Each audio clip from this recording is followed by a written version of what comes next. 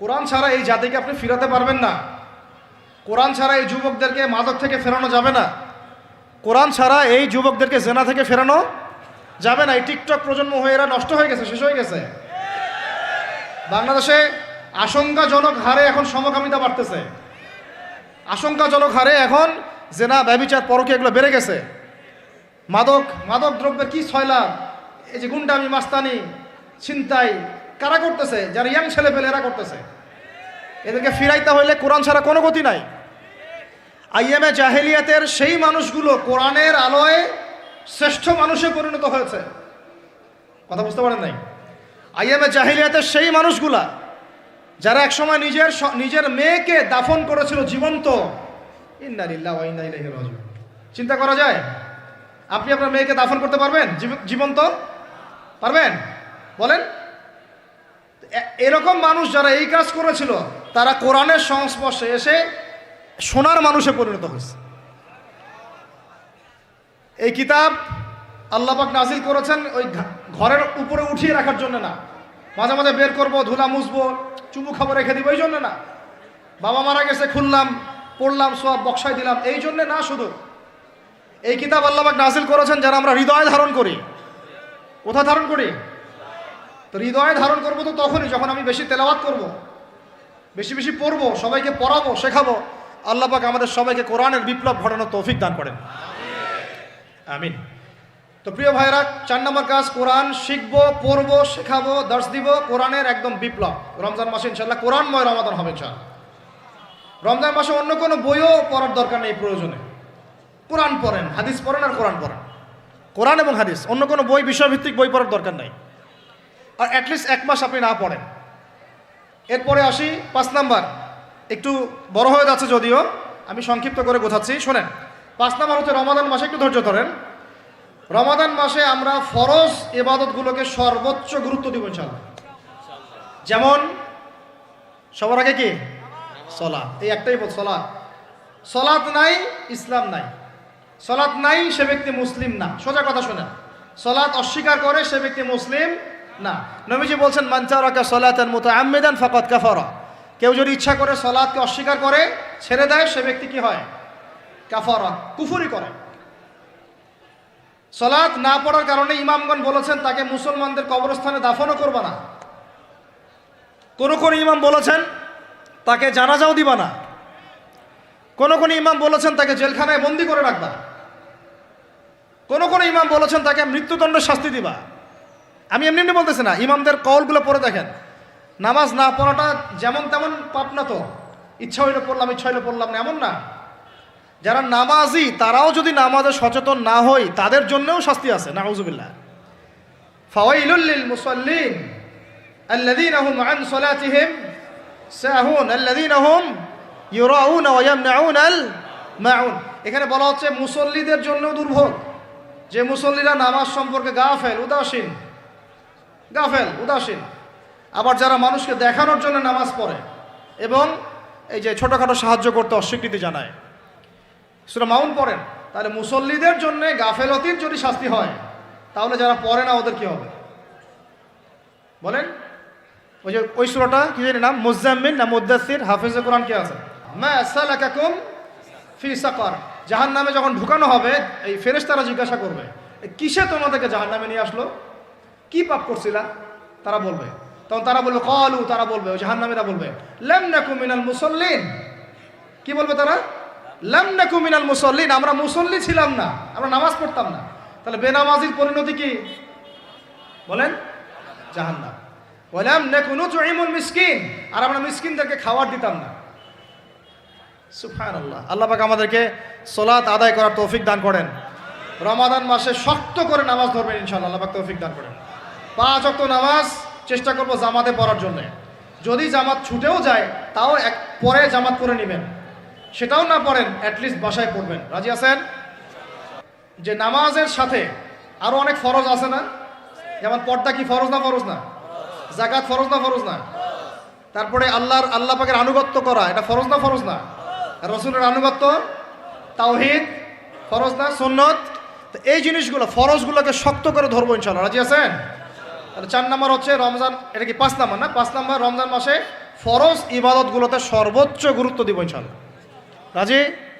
6 number হচ্ছে, এটা কত 6 বলছি 5। 6 নাম্বার হচ্ছে ফরজের পাশাপাশি সুন্নত এবং নফলের পাবন্দি।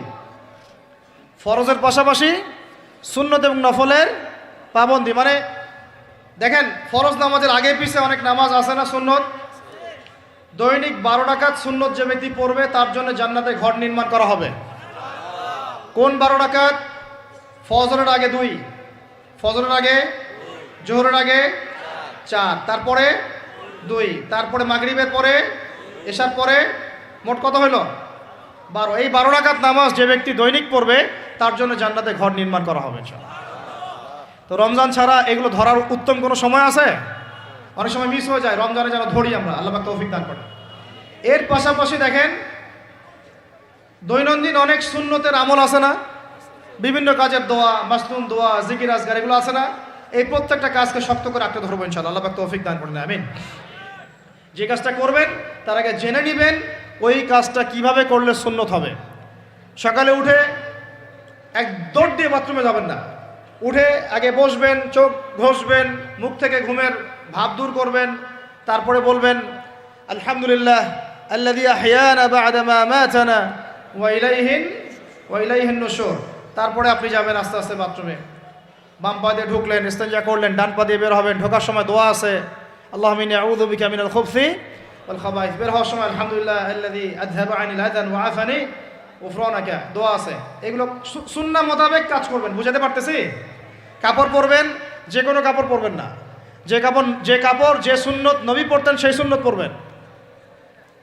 চেহারা নবীর মতো হতে হবে, ক্লিন শেপ চেহারা চলবে না, ক্লিন শেপ চেহারা চলবে না। অনেকে মনে করেন যে এটা তো ফরজ কিছু না, এত তাচ্ছিল্য করেন কেন? এটাকে শেভ করা মানে হলো নবীর সুন্নতকে জবাই করা। বুঝাতে পারি নাই? এক মুষ্টি রেখে কাটেন, সেটা আলাদা ইস্যু, আলাদা মাসআলা। কিন্তু পুরুষের চেহারায় দাড়ি থাকতেই হবে, মাস্ট বি। পোশাক আশাক থাকতেই হবে নবীর মতো। আমরা আমাদের সংস্কৃতি নিয়ে গর্বিত না? গর্বিত না? ইসলামিক সংস্কৃতি কোনো দেশ, জাতি, বর্ণ নির্দিষ্ট করে আসে না, সবার জন্যে। আমাদের নবী কি আরবদের নবী না পুরো বিশ্বের নবী? তাহলে আমাদের নবীর সুন্নত কি শুধু আরবরা পালন করবেন, আমরা সবাই করব? এখন আমাদের সবার চেহারা নবীর সুন্নাহ অনুযায়ী হতে হবে। গোফ ছোট করতে হবে, দাড়ি লম্বা করতে হবে, পোশাক ঠিক করতে হবে, টাকনুর উপরে কাপড় পরতে হবে। এখন ছেলেরা পরে টাকনুর উপর কি, হ্যাঁ ছেলেরা পরে টাকনুর নিচে, আর মেয়েরা পরে কি উপরে। এরপরে বসে ছেলের সাথে বাইকে, দেখবেন হাঁটু পর্যন্ত দেখা যায়। বিষয়টা এমন না? এখন হুজুর আপনারাও দেখেন না? আমরা দেখি না, আপনারা দেখান। আমরা কি করি না? আমরা দেখি না, বরং আপনারা দেখান। দেখালে আমরা চোখটা সরাই বলি আউযু বিল্লাহি মিনাশ শাইতানির রাজিম। চোখে পড়লে আমরা কি বলি? আউযু বিল্লাহি মিনাশ শাইতানির রাজিম। এখন আসেন, আমাদের পোশাক আশাক, কথাবার্তা, চলাফেরা, আমল, খাওয়া, ঘুম, ব্যবসা বাণিজ্য যা আছে, রাজনীতি, অর্থনীতি, সমাজনীতি, সব কিছু নবীর সুন্নাহ মাফিক ঢেলে সাজাইতে হবে। রাজি কি না? রমজান মাসে এটা নিয়াত করা যাবে ইনশাআল্লাহ? ইনশাআল্লাহ, আল্লাহ পাক তৌফিক দান করেন, আমিন। কয়টা বলছি ভাই? 6টা। 7টা? 6টা। 7 নম্বর আসেন ভাই। 7 নম্বর হচ্ছে আমরা কোনো অবস্থায় হারাম কোনো রিজিকে যাব না। রাজি? রোজা রাখতেছেন, ইবাদত করতেছেন, নামাজ পড়তেছেন, তারাবি পড়বেন, অনেক কিছু করবেন। এবার এদিকে রিজিকে সুদ, এদিকে রিজিকে ঘুষ, রিজিকে এখানে দুর্নীতি, এখানে করাপশন, এখানে মাপে কম দেওয়া, একটা ইবাদতও কবুল হবে না। হারাম রিজিক থাকলে বিশ্বাস করেন, আমি এমনি কথা বলতেছি না। নবী সাল্লাল্লাহু আলাইহি ওয়াসাল্লাম বলেছেন ইন্নাল্লাহা তাইয়্যিব লা ইউকবালু ইল্লা তাইয়্যিব। আল্লাহ পবিত্র, আল্লাহ পবিত্র ছাড়া গ্রহণ করেন না, কবুল করেন না। মুসাফিরের দোয়া আল্লাহ ফিরায় দেন না। সেই মুসাফির যদি হারাম খায় সেই দোয়াও কবুল হচ্ছে না। একজন মুসাফির হাত তুলে দোয়া করছিলেন, নবীজি বলছেন মাথায় ধুলা, গায়ের কাপড় ঠিক নাই, মুসাফির সেজদায় আল্লাহর কাছে দোয়া করছে, হাত তুলে দোয়া করছে, আল্লাহ আমাকে এইটা দাও, ওইটা দাও, ওইটা দাও, ইয়া রব্বি ইয়া রব্বি ইয়া রব্বি। নবীজি বলছেন এই ব্যক্তি যদিও মুসাফির, কিন্তু কিভাবে তার দোয়া কবুল হতে পারে? তার পানীয়টা হারাম, তার খাবারটা হারাম, তার পোশাকটা হারাম। বুঝতে পারছি ভাই? এমনিতে মুসাফিরের দোয়া কবুল হয়, তিন ব্যক্তির দোয়া আল্লাহ ফিরাই দেন না। কয় ব্যক্তি? এক এক এক নাম্বার হচ্ছে মুসাফির, দুই নাম্বার হচ্ছে কি সন্তানের জন্য পিতামাতার দোয়া, আর তিন নাম্বার কি মাজলুমের দোয়া। মাশাআল্লাহ, আপনারা জানেন ভালোই। মাজলুম মানে কি? যার উপর জুলুম করা হয়, যার উপর জুলুম করা হয়েছে। আমরা এখন কিন্তু সবাই মাজলুম, তাই না ভাই? পুরো মুসলিম উম্মাই এখন মাজলুম। তো ইনশাআল্লাহ এই অবস্থা থাকবে না। ইনশাআল্লাহ জালেম যেখানে জুলুম করবে এর পতন হবে, সমস্ত জালেমদের পতন বিশ্ব থেকে হবে ইনশাআল্লাহ। এটা সময়ের ব্যাপার। কিসের ব্যাপার? আল্লাহ পাক পরীক্ষা করছেন আমাদেরকে। ইসরায়েল সারা জীবন বোম মারতে থাকবে না ইনশাআল্লাহ তাআলা। ফিলিস্তিনের মা বোনরা এভাবে ধর্ষিত হবে না ইনশাআল্লাহ।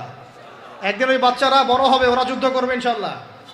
এই ভাইরা যাদেরকে মারা হচ্ছে এই এই লীলা খেলা চলবে না ইনশাআল্লাহ। ইনশাআল্লাহ তাআলা এই হাদিসের উপর বাস্তবায়ন হবে। কোন হাদিস? নবীজি বলেছেন লা তুকাতিলুন্নাল ইয়াহুদ, তোমরা অবশ্যই এই জালেম ইহুদিদের সাথে যুদ্ধ করবেই। ওয়ালা তাকতুলুন্নাহুম, তোমরা অবশ্যই এদেরকে হত্যা করবেই। এমনকি ওরা পাথরের পিছনে লুকালেও হাত্তা ইয়াকুলুল হাজার ওয়াশ শাজার, পাথর গাছ কথা বলা শুরু করবে। ইয়া মুসলিম, হে মুসলিম সৈন্য, ইন্না ওয়ারাইল ইয়াহুদ তাআল ফাকতুলহু, আমার পিছনে ইহুদি লুকিয়ে আছে, ভয়ে লুকাইছে, আসো একে হত্যা করো। কে বলবে? পাথর গাছ কথা বলবে। এটা গাল গল্প রূপ কথা না। তো এখন যা দেখতেছেন এগুলো চিরস্থায়ী নয়।